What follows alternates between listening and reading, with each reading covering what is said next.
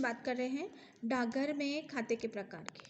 ठीक है, डाकघर बचत खाता, कोई भी व्यक्ति डाकघर में अपना नाम संयुक्त नाम से कम पैसे में खाता खुलवा सकता है। ठीक है, बचत खाते में सप्ताह में कभी भी पैसे जमा करा सकते हैं, लेकिन 2 बार से ही निकाल सकते हैं। खाते में जमा पैसा पर डाक बैंक से अधिक ब्याज देता है। डाकघर मासिक आय योजना, इस योजना में व्यक्ति प्रति माह निश्चित धनराशि जमा करनी पड़ती है।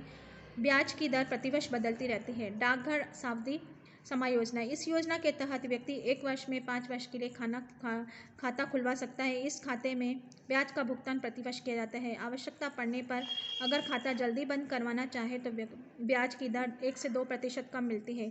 जमा राशि खाता धारक को मिल जाती है। डाकघर आवर्ती जमा योजना, इस खाते को खोलने के लिए एक निश्चित राशि नियमित अंतराल पर जमा करानी पड़ती है तथा 5 वर्ष पूर्ण होने पर 7 से 8% ब्याज के साथ पैसा वापस मिल जाता है। राष्ट्रीय बचत पत्र, यह योजना अल्प बचत को प्रोत्साहन देने के लिए चलाई गई है। यह डाकघर की महत्वपूर्ण योजना है। व्यक्ति अपनी इच्छानुसार राशि का निवेश करके बचत पत्र खरीद सकता है। इसमें डाकघर द्वारा एक सर्टिफिकेट दिया जाता है। 6 वर्ष बाद सर्टिफिकेट दिखाकर व्यक्ति डाकघर से ब्याज सहित पैसा वापस प्राप्त कर सकता है। राष्ट्रीय बचत पत्र पर विस्तृत जानकारी दी जाती है। इसमें व्यक्ति उसी डाकघर से पैसा वापस ले सकता है जिसमें उसने सर्टिफिकेट खरीदा था। किसान विकास पत्र, यह भी राष्ट्रीय बचत पत्र जैसी ही योजना है जिसमें पोस्टमास्टर को एक फॉर्म भरकर देना पड़ता है। जांच के बाद विकास पत्र जारी हो जाता है। इसमें 8.5% वर्ष बाद जमा की दुगनी को प्राप्त हो जाता है। भुगतान निश्चित अवधि में होता है। लेकिन बच्चों, अभी सभी जगह ब्याज बहुत ही कम जा रहा है।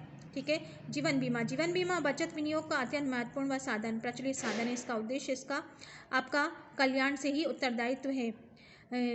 आज की जिंदगी बहुत ही तनावपूर्ण है, कष्टदायी है, भागदौड़ की जिंदगी है। कब किसके साथ कौन सी दुर्घटना घट जाए मुश्किल है, परंतु संकट के समय जीवन बीमा व्यक्ति के जीवन के लिए उज्ज्वलता लाता है, परिवार को आर्थिक सुरक्षा प्रदान करता है। जीवन बीमा भारत सरकार द्वारा राष्ट्रीयकृत है। इसकी स्थापना सन 1956 में की गई थी।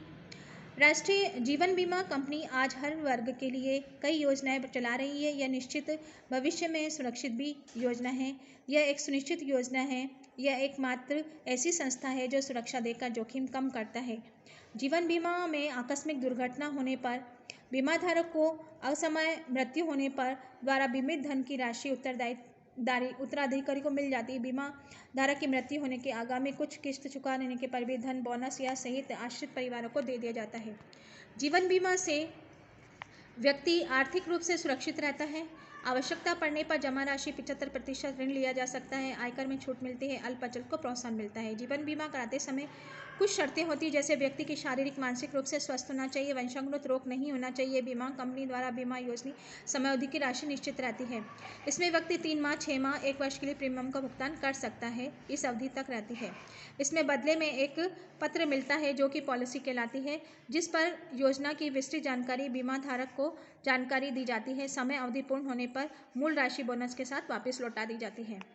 जीवन बीमा के प्रकार, आजीवन जीवन बीमा, इस योजना में व्यक्ति जीवन भर प्रीमियम भरता है और उसके मरने पर उत्तराधिकारी को सारा पैसा मिल जाता है। जीवन धारक स्वयं इस योजना का लाभ नहीं उठा सकता। बंदोबस्ती योजना, यह योजना निश्चित समय के लिए की जाती है। समय पूर्ण होने पर पैसा वापस मिलता है और अगर बीच में ही बीमा धारक की मृत्यु हो जाए तो पूरा पैसा समय पूरे से पूर्व उत्तराधिकारी को मिल जाता है। जीवन बीमा की योजनाओं में समय के अनुसार फेरबदल होता है। आजकल योजनाएं जीवन आनंद पेंशन योजना, जीवन सुरभि, बच्चों एवं प्रौढ़ों के लिए पॉलिसी, गृह लक्ष्मी इत्यादि चल रही है। आजकल चिकित्सा बीमा के लिए बहुत प्रचलित है, जिसमें व्यक्ति को बीमार पड़ने पर सारा खर्च बीमा कंपनी द्वारा उठाया जाता है। यूनिट ट्रस्ट ऑफ इंडिया, इसकी स्थापना भारत सरकार के द्वारा 1964 में की गई थी, जिसमें लोगों की बचत को उद्योगों में निवेश किया जाता है। प्राप्त लाभांश 90% भाग विनियोगकर्ताओं को बांट दिया जाता है। इस योजना में यूनिट 10 रुपये का होता है। एक व्यक्ति का कम से कम 10 यूनिट खरीदने की आवश्यकता है। पोस्ट ऑफिस, बैंक एजेंट, कहीं से भी ये खरीदे जा सकते हैं। इसकी आय आयकर से मुक्त रहती है। भविष्य निधि योजना, यह बचत योजना सरकारी गैर सरकारी क्षेत्र नौकरी करने वालों के लिए अनिवार्य होती है। इसमें हर महीने के लिए एक निश्चित राशि के लिए वेतन में कटौती होकर भविष्य निधि कोष में जमा की जाती है, जो कि सेवानिवृत्ति के समय 8% की ब्याज दर से वापस मिल जाती है। अगर व्यक्ति के बीच में पैसे की ज़रूरत पड़ती है तो खाते में पैसा निकलवा सकता है। इसमें जमा पैसे के आयकर से छूट मिलती है। विनियोग के साधनों का चुनाव। आजकल विनियोग के बहुत साधन उपलब्ध हैं, परंतु साधन का चुनाव सोच समझ कर ही करना चाहिए। हमेशा सरकारी संस्थाओं में पैसा लगाना चाहिए जहां सुरक्षित रहता है। विनियोग करते समय आय के अनुसार निवेश करना चाहिए जो आसानी से प्रतिमाह दिया जा सके। साथ ही ऐसी योजना का पैसा निवेश करना चाहिए जिसमें ब्याज दर अच्छी, आवश्यकता पड़ने पर धन आसानी से मिल सके। ठीक है बच्चों, ये मैंने आपका 31वां लेसन पूरा किया है, तो आप लोग इसको अच्छे से एंजॉय कीजिए और पढ़िए। अगर 2 बार पढ़ लेंगे तो आपको अच्छे से समझ में आ जाएगा। ठीक है, पढ़ के समझना होता है ना।